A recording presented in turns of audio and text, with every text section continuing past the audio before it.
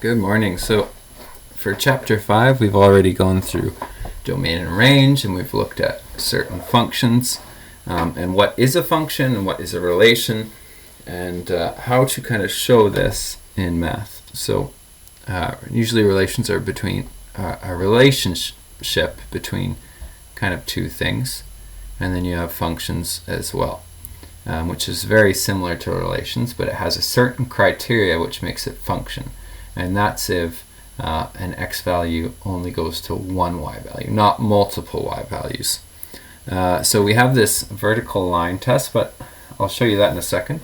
We're just going to look at height against shoe size here. Let's zoom in a bit. All right. So we have this here, which is a graph of the relationship between somebody's shoe size and their height. Okay, so each dot represents a person. And it just means that this person that has a shoe size of 7 has a height of 170 centimeters. So you kind of go to the x and the y axis to see. This person has a shoe size of 7.5, and then their height is just short of 170, maybe 168. And then we have another person here, which is 8.5. It's right on this line, which is 170 centimeters tall. This person has 8.5 shoe size here, but is probably 175 centimeters tall.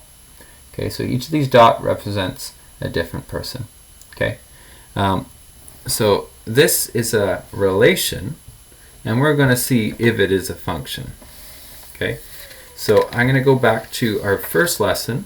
We show different ways to represent relations. So I took this example here.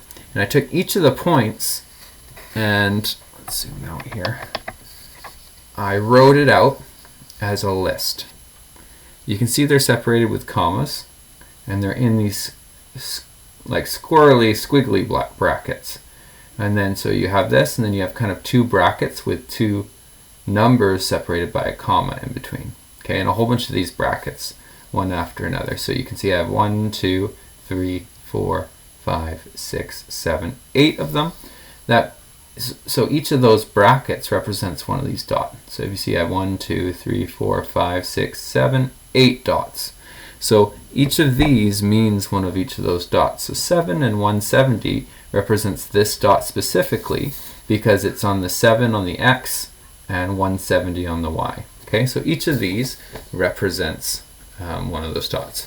So both this and this is the same relation. They represent the same thing. This is just in a list format. This is in a graph format. You can see graph formats are kind of more visually pleasing than these list formats. And then we went on to 2, and we saw something like this as well. These two weird like circle blobs, and you have shoe size and height, and then the arrow kind of says if they have this shoe size, then they have that height. Okay, if they have this shoe size, and they have, where does that arrow go? Up there, that height. Okay, so I took all these numbers, and if there was repetition, you just write it down once. So I just wrote the 9 once. Okay, because this is the domain, and this one's the range. So you only want to write it once in the domain and the range, and then you draw the arrows correspondingly, just exactly how I did here. So I went to 7.5, and I had to point the arrow to 168. And that's what I did there. Okay, so this is just another representation of the exact same thing. So that, and the graph are all the same thing. Okay, so if I look at this, I can notice that there's 2 arrows coming out of 8.5, and there's 3 coming out of 9. There's 2 arrows going to 170, and there's 2 arrows going to 168. So that's one thing to notice. And then the last representation that we also have seen is 3, which is a t-table. Okay, so we have the shoe size, which is our x-axis, and the height, which is our y-axis. So you can represent it another way in a table like this. Okay, so really each of these spots, I didn't write the y values here. We saw the 7. The 7 corresponds with 170, so I could write that there. That corresponds with kind of a point, right? The same thing as this here. So they're all just different ways to show the exact same thing. Okay, so this is this relation. We showed it here. So again, if we remember what a function is does every x value only have one y value? Okay, so if I look here on the graph, if we look at 9, for example, you can go up. You can see that there's 1, 2, 3 y values all on this x value. Okay, so that means it's not a function. Not a function. And if we look at our other examples, let's see if we can show it in that way. So if we look at this, we have 9, 9, 9 is all our x values, and they all show different y values. If you see it where one number, one x value, has 2 or more y values, then the whole thing is not a function. Everything is not a function. Okay, so if you see it once, the whole thing's not. So since I see 2 9s and 2 different numbers, that means it's not a function. Now let's see it in this form. Here, we have 3 things coming from 9. So if there's more than one arrow coming out of a domain number, like the 9 or like the 8.5 here, then it's not a function. So we see that, so this is not a function. It's all the same thing, so we know the answer will be not a function. And in this example here, if you saw the list, if I kept on writing it, the next one would be 168. But I'd keep going down, and then I'd end up getting to, let's see, 8.5 is 170. And I'd also see 8.5 is 175 as well. But how can it be 170 and 175? So if you have to place 2 numbers on this side, that means it's not a function. Okay, so those are ways to see that they're not a function. So it's not a function. It says justify your answer because 9x value has 3 different y values.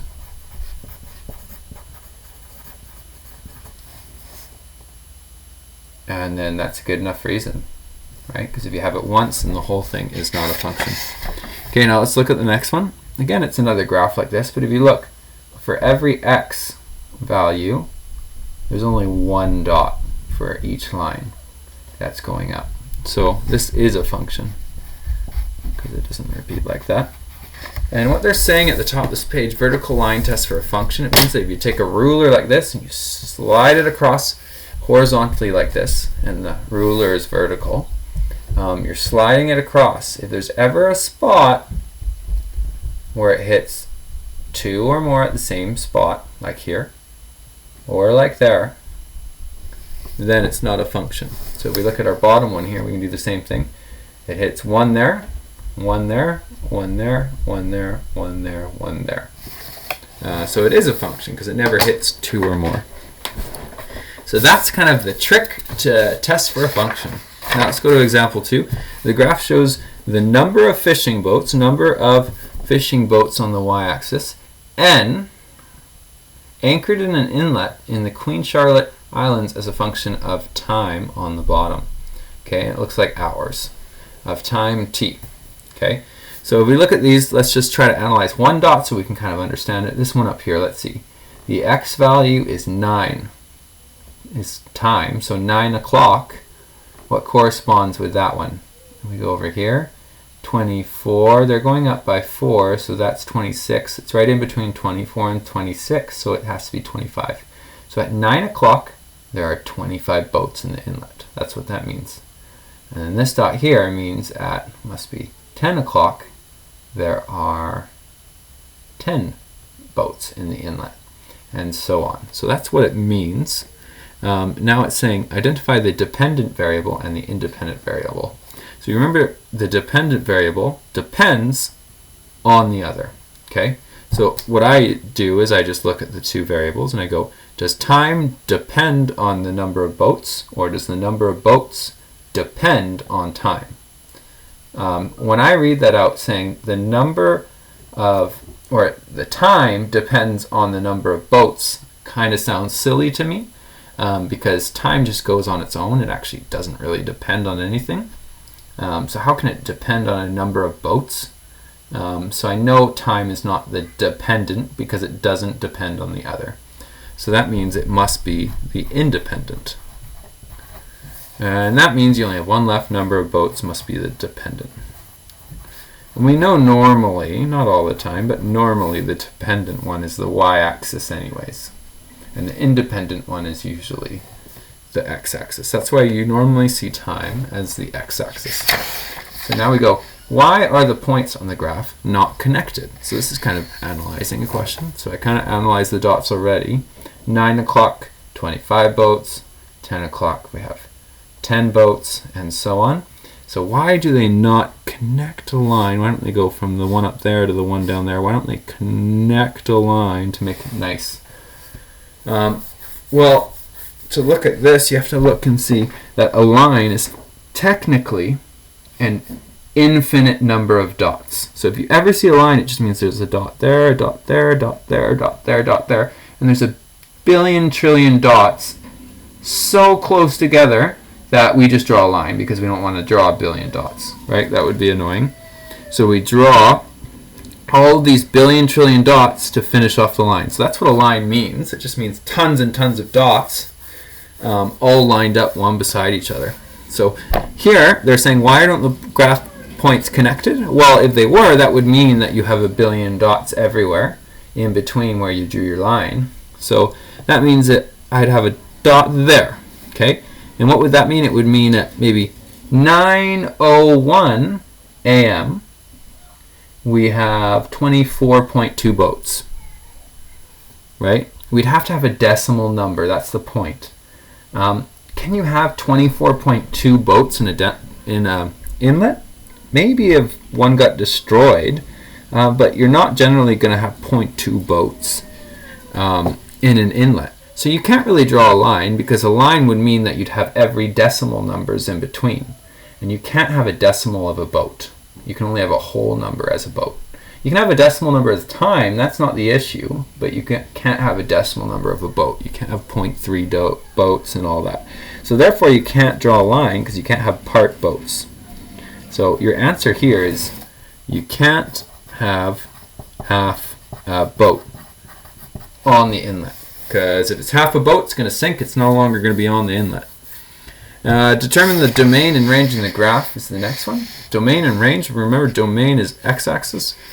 The range is the y-axis. So domain, you just have to list all your x values. And since we don't have a line and we just have dots, we have to do the squiggly brackets again. So we go squiggly.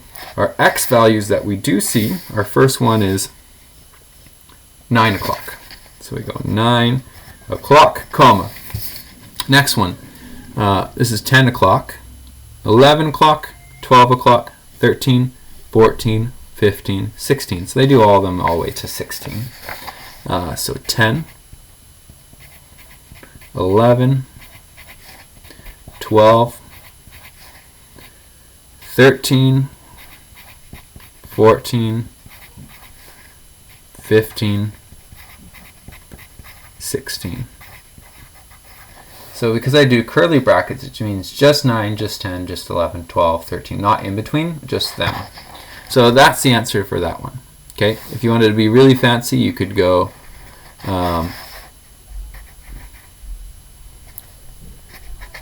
this would be in this would be an advanced class. You could go n o'clock, where n is, oh, so this will get too advanced.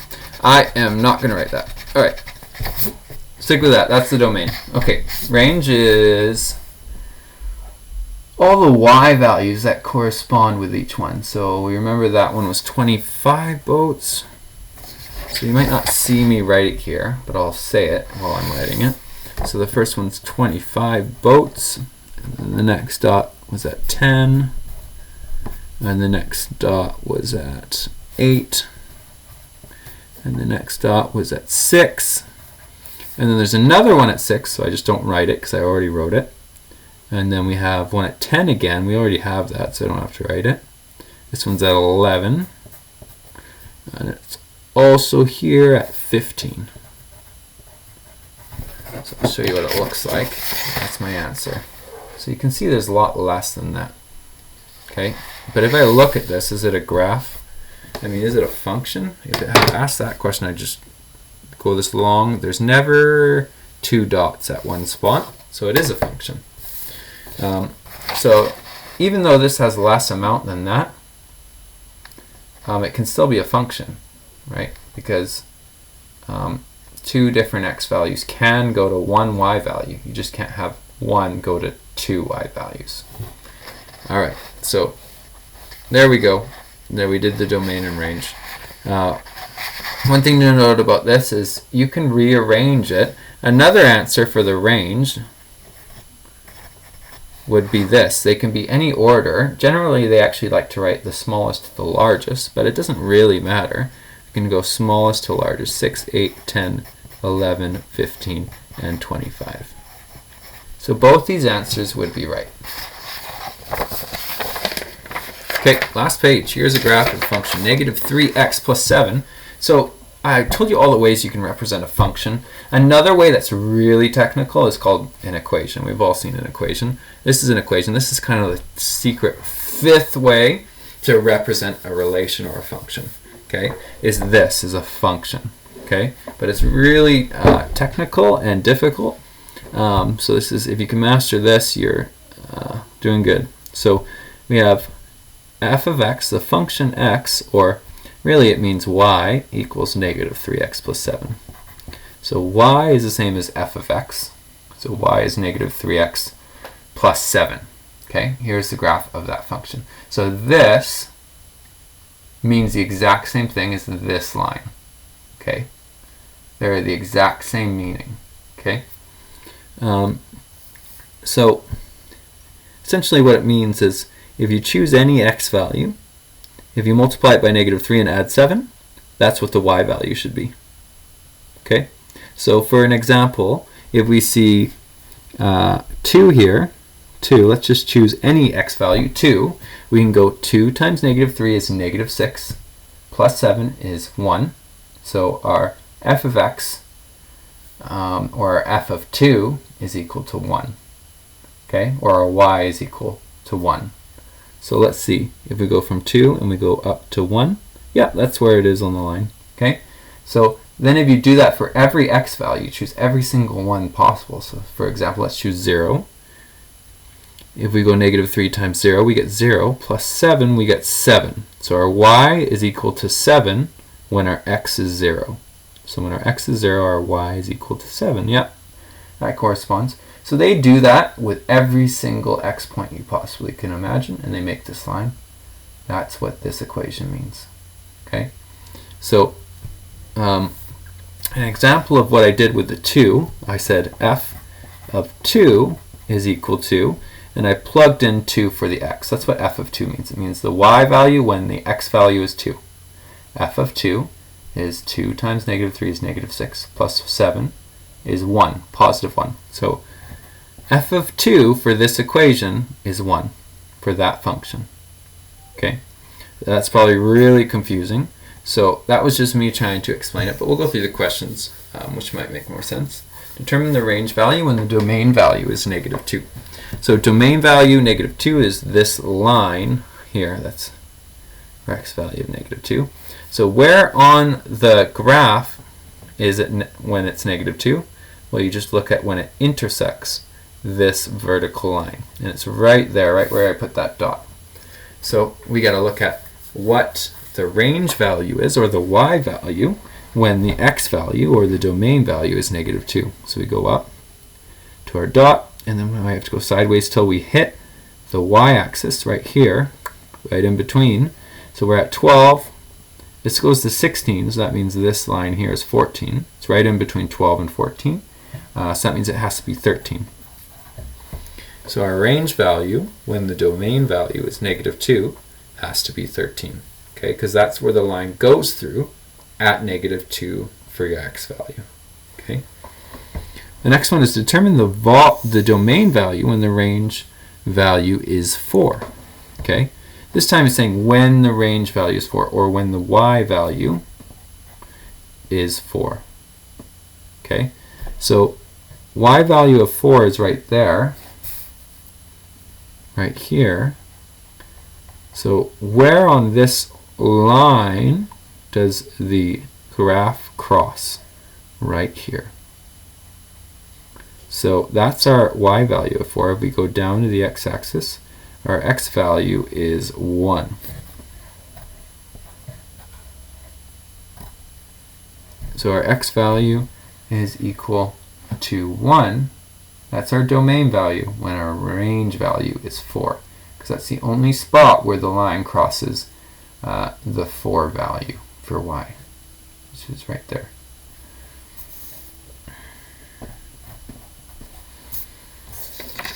Alright, so now we go to the last question. So if you have some function called g of x, which is called the function g of any number x is equal to 4 times that x minus 3. That's what it means. Okay, so if we just choose an example, so let's choose 0, an x value of 0, let's say g of 0 is equal to 4 times that 0 minus 3. That would be 4 times 0 is 0, minus 3 is negative 3. So g of 0 is equal to negative 3. Let's see if that's right. 0 value is our x value, and our negative 3 is our y value. So when that is 0, then that's negative 3. Yep, checks out. So this looks like they drew their graph right. So now it says determine g of 3. What does that mean? It means determine, you always go back to the original equation. G of 3, we know our original equation is 4x negative 3. That's our original equation. So if you want to find out what g of 3 is, you write down the same thing, but instead of the x, you're going to write a 3. Wherever you see an x, you write a 3. So we go 4, 3, negative 3. So 4 times 3 is 12, minus 3 is 9. So our g of 3 is equal to 9. That means when our x value is 3, on our graph our y value should be 9. When our x value is 3, our y value should be 9. Yep. Checks out. That is around 9. Okay, now we go determine x if g of x is negative 7. It's a bit different, but you always start out by writing out the equation like so. And it's saying instead of the x being negative 7, we're writing the whole g of x is negative 7. So again, this equation means is. So g of x is negative 7. G of x is negative 7. And now we write everything else. There we go. And we just have to solve for x. So how you do that is you get everything away from x. Okay. The first step that you have to do is you have to add the 3 to both sides. So we add 3, add 3. That gets rid of that side. And then we're at negative 7 plus 3 is negative 4. And then we write the 4x again. Now we still got to get x by itself, so we have to do the opposite. We have to divide by 4 to both sides. That gets rid of that there.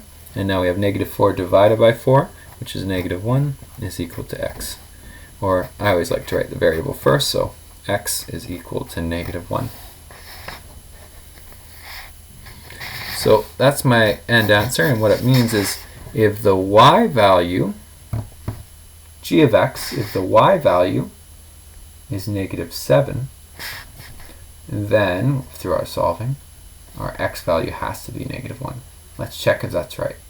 So if our g of x is negative 7, or if our y value is negative 7, which is right here, right there, then if I go across until I hit the line, then my x value, which is right here, should be negative 1. And it is. That checks out. Okay, so it's always smart to check out your answers. And so we were right there as well. So there's 2 different ways to represent it. You put the number in the bracket, or you put the whole thing as your number. Okay? Again, this means when the x value is 3. This one means when the y value is negative 7. Okay? Just like up top here. F of x really just means y. Alright, thank you.